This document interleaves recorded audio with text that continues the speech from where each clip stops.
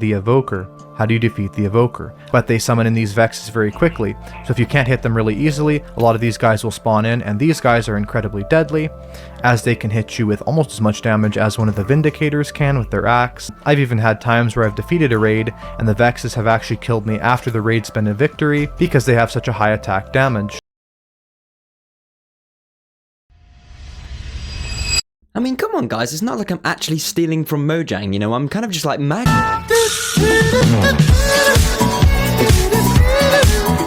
Welcome back to Hell on Earth, where I spend countless sleepless hours making a game that no one will play, probably. Today we're making more bad guys. I knew the basic idea of what I wanted this particular enemy to do. Thank you, Minecraft. Very cool. I just had not worked out like the minor details. For example, I knew he was going to summon projectiles like Block Game Guy that I didn't totally copy or rip off. I just didn't know what he would spawn. So my brain went to work for the first time in seemingly the first time in my entire life. Okay, what flies and would scare me into actually shitting my britches?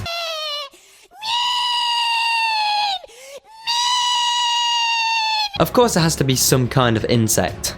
You're telling me you wouldn't absolutely shit your khakis if this thing wasn't coming after you? Making an evil bug would be a great idea. What an absolutely fantastic idea, I thought to myself while fabricating one of the worst ideas I've ever had. I made a draft for this hornet whose stinger was made of what would be the alien's kryptonite, so to speak. But I mean, I just want you to look at it. Would you be scared of this thing? As I was about to start animating, I realized what an absolute dummy, and I went back to work. The answer was obvious. Shadow demons, but of course. So I tried my luck at drawing one of those. It it didn't go too well. It's the biggest piece of dog shit. So I arrived at a much more logical and simpler idea. What else flies and scares the shit out of people? Alone at the edge. That's right, I'm going to Oppenheimer my game by combining the two ideas to make a flying, taunting spirit nuke that deals damage to the player but can also be used to break weak obstacles. That way I can use them to make puzzle rooms. Look at me killing 2 stones with 1 bird. This made my artistic life a whole lot easier, considering for this all I had to do was animate a ball with a freaky ass face on it, and it even got me thinking, man, all I have to do is put a particle effect on the back of the bomb and on the fuse, and I can call it an easy day. Famous last words. Remember kids, if you think something will be easy in Unity on your first try, it only means it'll suck the life out of you until you're more soulless than James Corden's comedy. Unity's particle system is just full of features, none of which I knew how to use, so typically stupid old me sat for 30 to 40 minutes trying to make smoke fly out of this bomb's crack and have it function as intended. In addition, I spent another 20 minutes making a spark on the bomb's fuse look a little prettier.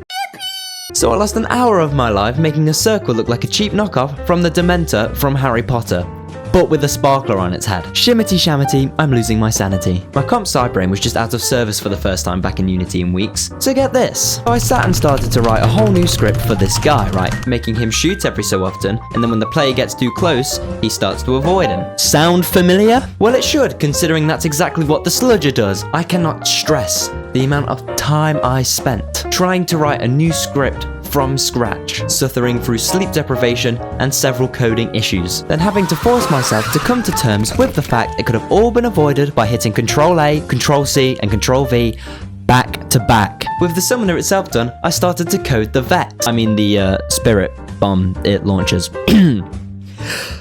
I made it similar to the goop orb the Sludger shoots, only this time its accuracy is a little off and it turns a lot slower. That way you can use them to your advantage during puzzles. Man, this stuff makes it sound like I'm actually smarter than I actually am. Spoiler alert. Whoa, hey there, mid-episode break. Sorry I was like depressed for 3.5 minutes. I was very tired after a long, hard day. As you can see, time has passed because I'm in different clothes, but I'm just gonna keep going with this story. So let me take this time to walk you through the code and explain what each step does. Sight, that's nerd shit. Look at this, look at this. He shoots a whole ass explosion that flies itself towards the player, but then when he can't use his magic without getting absolutely murked, he runs away like a little bitch. Hooray. Oh, that's great. This is staying in the video, I don't care. Whoa guys, look, a new bad guy in the game, and he functions too. I must be one smart fella. Oh, but didn't you not only just copy and paste your own code from a previous enemy and recycled it to make a barely different variation of the same enemy, but also stole the idea from that enemy, from Minecraft's enemy? Shh, shh, shh, shh, shh. Boy, do I just love spending an unholy amount of time on such small side projects. I hate my life. Okay, so now I have 3 variations of the BIB and the cult, but it's not enough. I mean, I needed more enemies, and the opportunity arrived just at the right time. While I was at school, me and a buddy of mine, let's just call him Timmy, were alone in the computer science room because our teacher was sick. Instead of doing what the teacher assigned us as set cover work, we had a better idea. Not do it. Instead I said, hey man, want to design an enemy for my game? Don't answer, I know you were going to say yes. So I opened up Piskel on the school computer and let him go for it. And while I don't have the original image anymore, it looked something like this. Oh, no, no, no, no.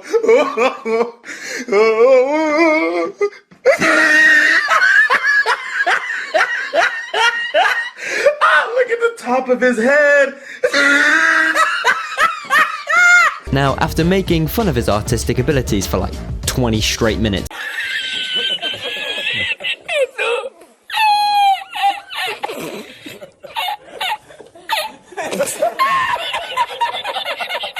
it kind of got me thinking. So I remodeled Timmy's shitty little balloon freak and refashioned it to fit the BIB theme. They could just be on the ground, and when the character approaches they pop up and hilariously jump towards you, like an angry amputee after you take away his crutches. They too explode when they make contact with the player. I reused the fuse particle effect from the Spirit Bomb and wrote him some code to get up and bounce around. One thought led to another and it got me thinking.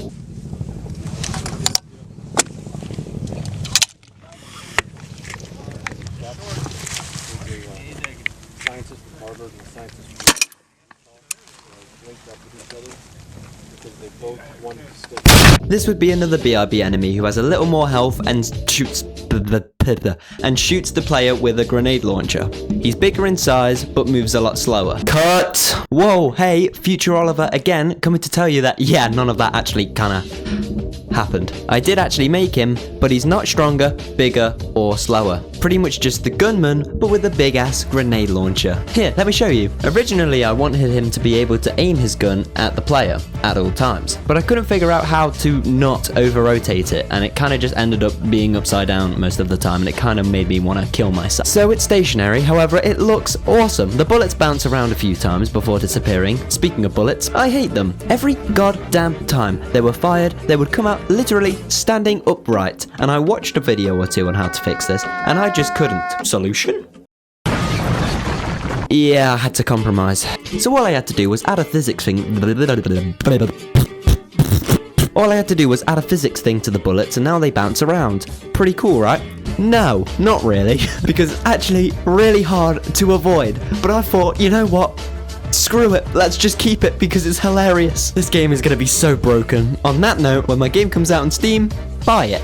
Besides the obvious issues, this wasn't that bad. Well, but we finished it anyway, and we're gonna move on to the next thing. So subscribe if you want to see how this game turns out, because like I said in